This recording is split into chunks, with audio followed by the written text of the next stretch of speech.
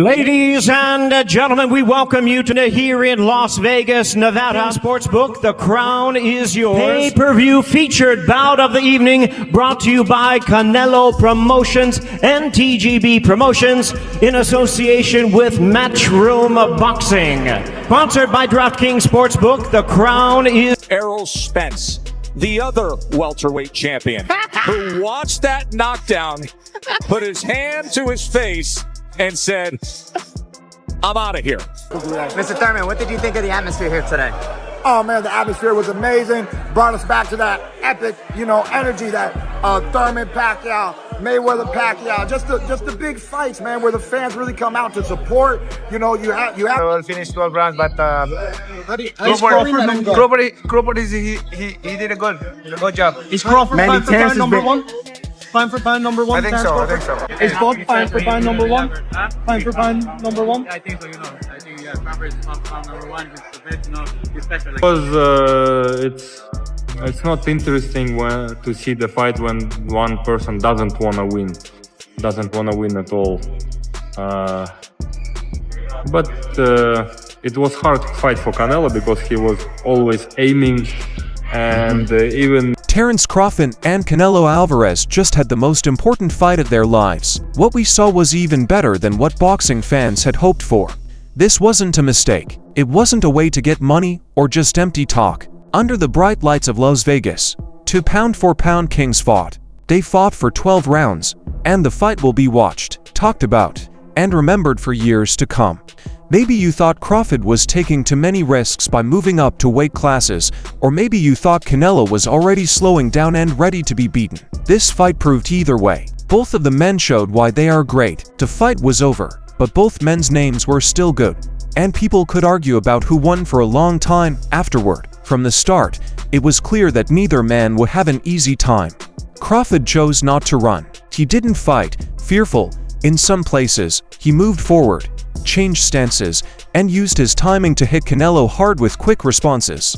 When people questioned his ability to handle the size, he always kept his cool. He used his footwork to keep Canelo from setting his feet too often, slipped shots, and threw good combinations. Canelo wasn't an easy target, though. He used his signature style of pressure by cutting the ring, hitting to the body, and clinching Bud to make him carry weight. People in the crowd shouted after every hook to the ribs.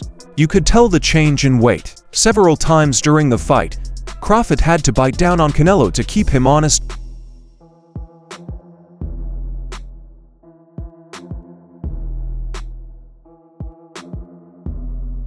It wasn't just one side's win. Strength and skill met in a back-and-forth game of chess. Crawford's speed would sometimes stop. Canelo shook his head back with counter-punches that hit hard, and Canelo's body shots made Bud's move around, make adjustments, and try not to get caught on the ropes.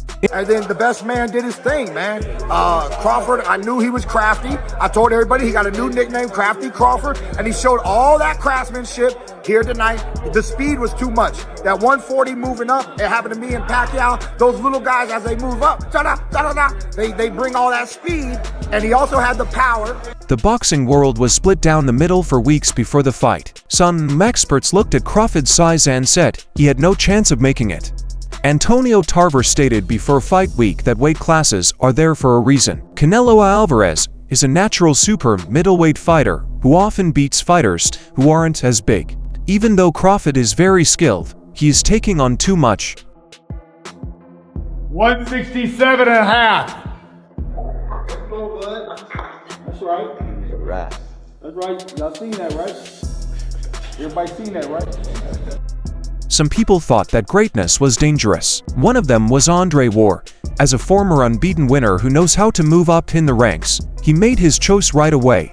Crawford, but thinks like a killer. He said that he doesn't just adjust. When he takes away your gun, you start to doubt yourself, but is the smartest person Canelo has fought in years.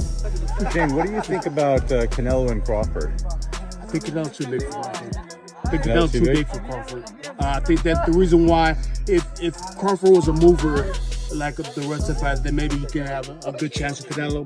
But I think that being that Crawford is a fighter, that's gonna be his problem. He's a fighter. He wants to fight, and he's gonna move a little bit, but his heart is not in moving. So he's gonna have to sit there and fight with Canelo. If you sit there and fight with Canelo, and he's that much bigger than you, then I don't know. But everybody think, Crawford, he's a great boxer, he's this, he's that, which he is. He's a great fighter. And I think he's a great fighter at 140, 47. And he seems just to be, good at 54. And now we're going to 68. How many more tricks has Canelo learned since you last fought him? After that, there were the careful voices. Bernard Hopkins built it around the idea of mind. He said that Canelo was like Marvin Hagler, who was a versatile winner who lost when he didn't give a smaller, faster opponent enough credit. If Canelo gives Bud too much respect, it'll be a close fight, Hopkins said. But if he pushes hard and uses his size and strength, he might make Bud feel it faster. Man, what's up, fight fans? It's official.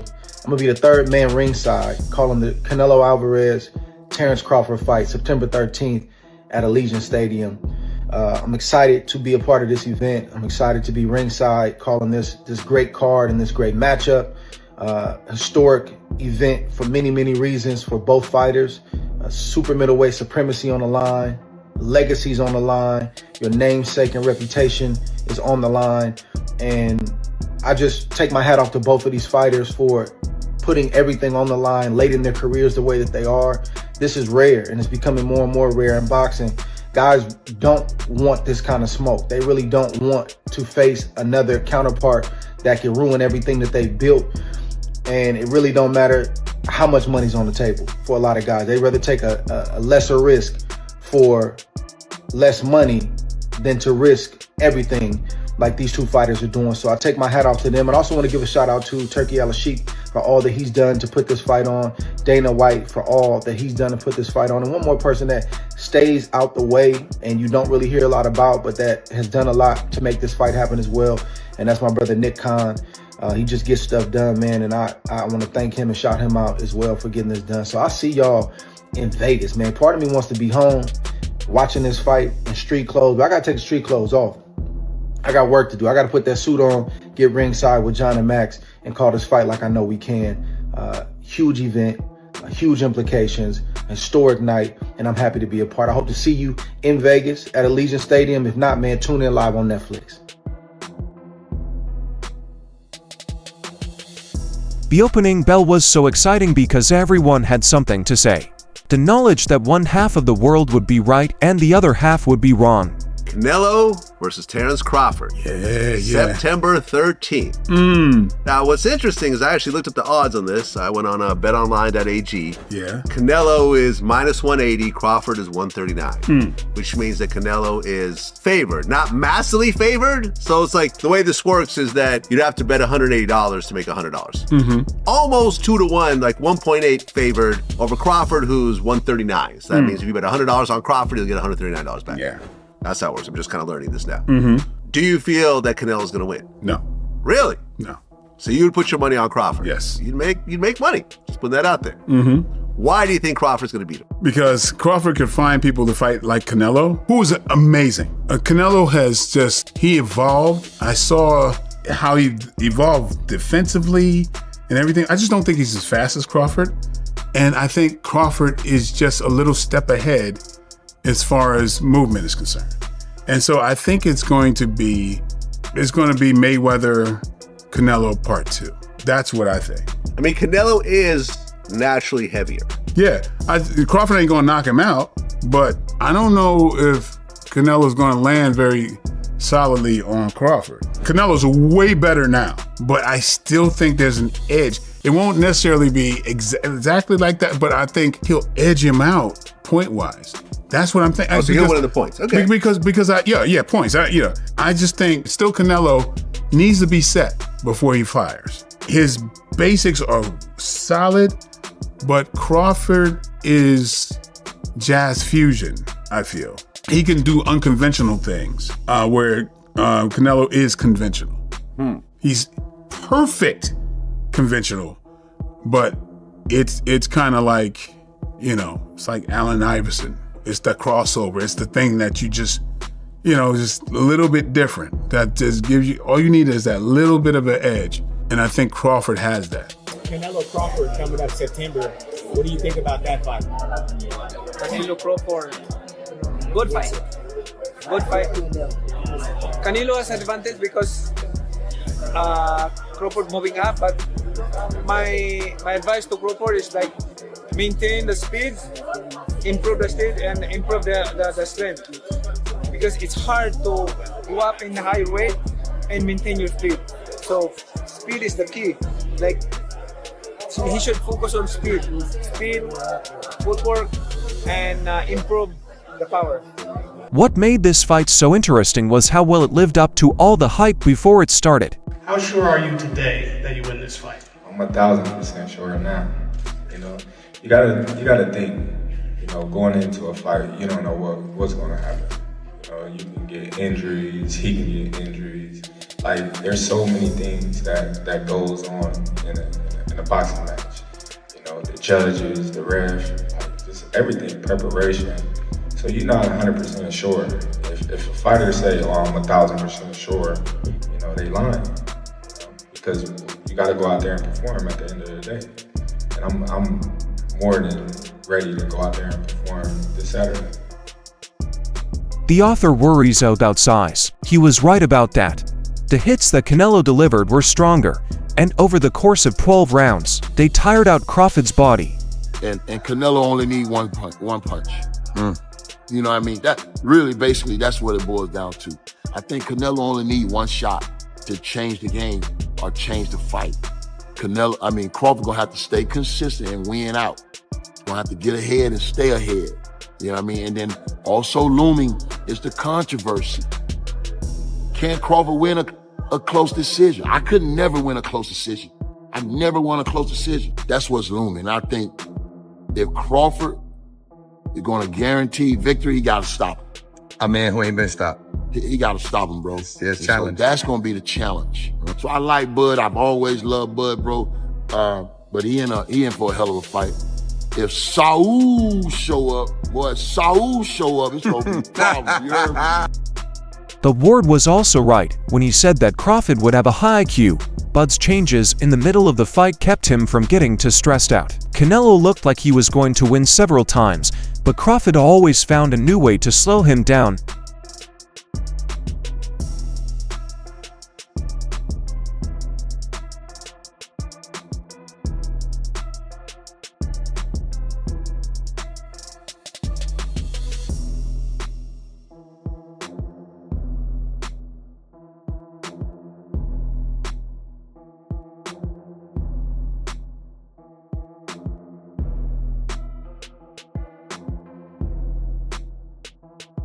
Also, Hopkins' idea about respect came to life. During the first few rounds, Canelo left but a little too much room. Man chose to test him instead of pushing. Crawford was quick on his feet and able to steal moments, but as the fight went on, Canelo's pride got the best of him. He pushed harder, which made Crawford use fire to fight back. Because of this, there was a fight that felt like it could go either way, based on what was more important to you, Canelo's more damaging blows or Crawford's more direct and quick reactions. Since Sean Porter knows Crawford well, he told me before the fight that Bud was a monster. This monster is different, though. From the stands, he nodded as Canelo's strengths became clear in the middle rounds. But in the end, even Porter had to agree that Crawford's calm was beyond amazing. The others say like, no, that's 2 more weight classes. Like once he gets touched by Canelo, it's going to be different. I am concerned about him absorbing a Canelo punch, especially through the course of 12 rounds. We do know this about Canelo. He's going to slow down, you know, so I think if anything, Canelo would try to start fast and bang on him and break him down before he gets later, and he still got that kind of steam. But, you know, there's so many components that make a champion. There's so many components that make a great, a legend. It's just so much to go into. It's a conversation that lasts an hour easily when we talk about all of the components that Terence Crawford has, all of the components that Canelo has, and how we find how they even out and who trumps one another, you know what I mean? We tried to do that with Errol Spence and Terence Crawford, and we see how that panned out, you know what I mean? So during the fight, David Benavidez, who is becoming a threat at 168, wrote, "Respect to both. They fought, but I want Canelo next. That's how big the battle was. It wasn't just about Crawford and Canelo. It changed how the division would work in the future. What I wanted to tell you guys too, I mean, this guy, he's making the most money out of everybody. He's charging you guys so much for the pay-per-views. It's like he's spitting in your guys' face, saying that he doesn't give a f what you guys want. He's not going to give you the best fights. He's going to fight the fights that he wants. In my opinion, that's a little bit disrespectful to the fans, but he has cult-like fans that, you know, they don't tell him shit and they're happy with whatever he does. But at the end of the day, if you hold all the titles, you got to fight the best in the division. I'm #1 in the division, #1 contender. The second one is David Morrell.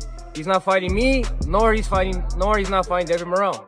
So it makes no sense. How is he gonna call himself the champion and have all these belts if he doesn't fight the #1 or the #2 guys? He's asking $200 million. Why, when they bring my name up with him, that's the most money he's gonna make. When he fought Amir Khan, he outweighed him at like 25 pounds. But, you know, I think it's just he's running out of excuses and running out of things to say, but that's just how it is. I guess that's when you're the cash cow, you can do whatever you want. Canelo wanted to show that he's still the king of super middleweight and the face of boxing, even though some people said his best days were over. And no matter how you scored it, he did enough to keep the throne in danger but still whole. Crawford was all about having the guts to be great. He didn't just walk up and wait. He went into the lion's den and fought a fighter who is trained to beat smaller opponents. He didn't break. He showed that heart and IQ can go beyond race. Robert Diaz said that he thinks Bomac might throw the towel in to stop the fight. Oh, could be. In boxing, everything can happen, right? Do you believe you knock him out? Yeah, why not? Both guys left the ring with better reputations. Crawford for being brave and Canelo for being tough. Unfortunately, the fight did not give us a clear answer. It brought back a memory that showed how special these two are. What's going to happen next? There is already talk of a second fight. People want to see this again. Maybe at a catch weight. Maybe with some new changes. Maybe to put an end to the argument for good. David Benavidez keeps an eye on Crawford and Canelo. There are still chances for 154 or 160. But, you know, some people say that you've not faced the level of power and precision to the body that Canelo brings, that he's different. Do you think he brings anything different to the table that you haven't seen? Well, they always say that, you know? They say that with Spence. He's the body snatcher. He's going to break my ribs and so forth. You know, we shall see. How do you want people to remember this performance when it's all said and over? What's the headline the next day?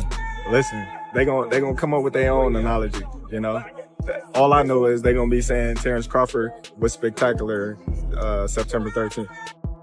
But for now, this fight is its own thing. It was a rare night for Buzz Metal, and to legends showed why they're called pound-for-pound greats. That's all there is to it. The fight between Terence Crawford and Canelo Alvarez lived up to all of Netflix's hopes.